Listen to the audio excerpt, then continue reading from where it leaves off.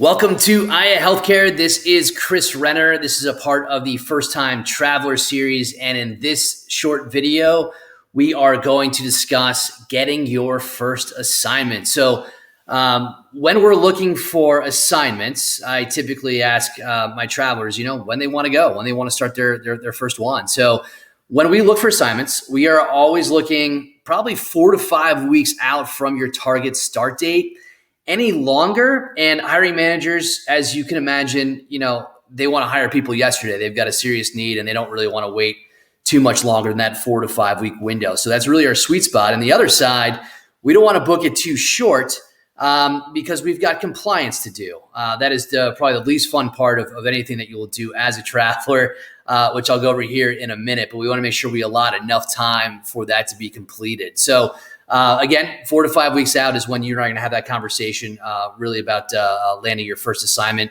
Other things we got to take into consideration is any kind of licensing that we need by state, making sure that we've got enough time and that we're making a plan to go places where you're already licensed. I know some of the people I work with in some modalities don't have state licensing requirements, so it doesn't really affect them as much. So we will start to form a plan. We will look at geography, where you want to go. We're going to look at our interactive jobs map. I'm going to have you go on there and click things that you're interested in, and then I'll get an email, and then we can sit down and discuss where we want to submit. So when we submit to facilities in travel, I will put you forward to as many facilities as you are willing to go. So anytime I submit you, we're going to assume that if you get a contract there, you're more than happy to accept it and move forward. So we'll want to submit you to as many facilities as you're interested in. That might be 1, that might be 20. We kind of put it in because, some facilities are certainly more responsive than others, and I can certainly coach you on that. So we have some facilities that I know will extend offers within a matter of hours. I have other facilities where you might sit there for, 2 or 3 weeks and we may never hear anything. And just in my experience, I'm going to kind of guide you on what those facilities are and those potential pitfalls. So we submit you. Getting you the job is typically the easy part, right? So, first-time travelers, maybe it takes a little bit longer, maybe an extra couple of days than it might take, a seasoned traveler. So, you land your first contract, right? You have an interview with the facility. They will immediately offer you the position, and at that time, we'll go through. We'll put together the pay package. You accept, right? So then you're going to get a DocuSign by email with your contract, with all the terms in it, your pay package, any requested time off that you have. Once you sign that agreement, that's when the fun really begins. So this is what I'm kind of alluding to with credentialing. So every hospital is different. Every hospital has different credentialing requirements. So what we do at Aya is we are going to assign you your own credentialing specialist. That person's sole mission, get you compliant for that hospital in time for you to start. So they're going to help you with the heavy lifting. They're scheduling your drug screen, your physical. They're scheduling, any boosters that you might need. They're going to help you get your paperwork together, get your documents in order. Any modules the hospital might need you to complete, they're going to send you and they're going to follow up with you.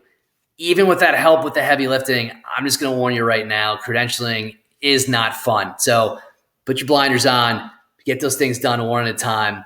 First time, always the hardest, always the most information to gather. Once you get through that first credentialing process and your first assignment, smooth sailing. Things are much easier, on your second assignment and onward because we have a lot of stuff on file. It's going to make your life much easier, and it won't be as burdensome as the first time around. But you've been warned. Just part of the process. It's like going to the dentist. Nobody likes to do that. So your credentialing person, after you sign your contract, typically they're going to reach out to you, and I'd say 48 to 72 hours, introduce themselves, give you a list of things, documents to get together, schedule that lab work. So we try to allow, 2 to 3 weeks for credentialing. Sometimes in crisis situations, obviously we've got COVID going on. A lot of hospitals are doing truncated compliance, which means that the list of items needed is much shorter. I will let you know if this is a crisis position and if we can do shorter deployments. And a lot of times those can be anywhere from 1 to 2 weeks out as opposed to 3 to 4 weeks out. So something to keep in mind and something we can certainly discuss. So fast forward, after we get through credentialing, usually about a week before, you're going to be introduced to your payroll person. That person is going to send you all the information you need on keeping your time cards, how to do that, making your elections for benefits, so on and so forth. And then usually the Friday before you start, once you're cleared with compliance, the hospital will send you what is called the FDI, first day instructions. And those are going to tell you everything you need. Scrub color that you need to wear, where to report to, whom to report to, what time.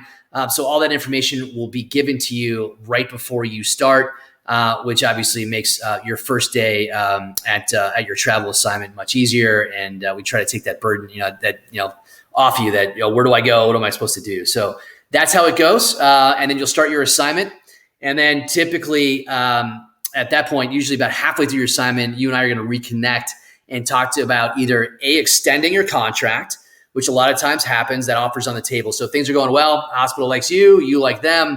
A lot of times they'll offer to extend you. I've had, travelers on assignment for a year at the same facility.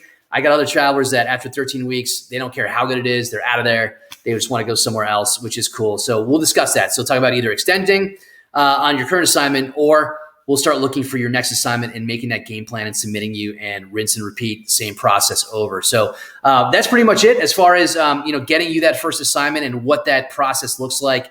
Of course, if you have additional questions, we can always discuss. Feel free to schedule a call with me. And as always, thank you for watching this video series.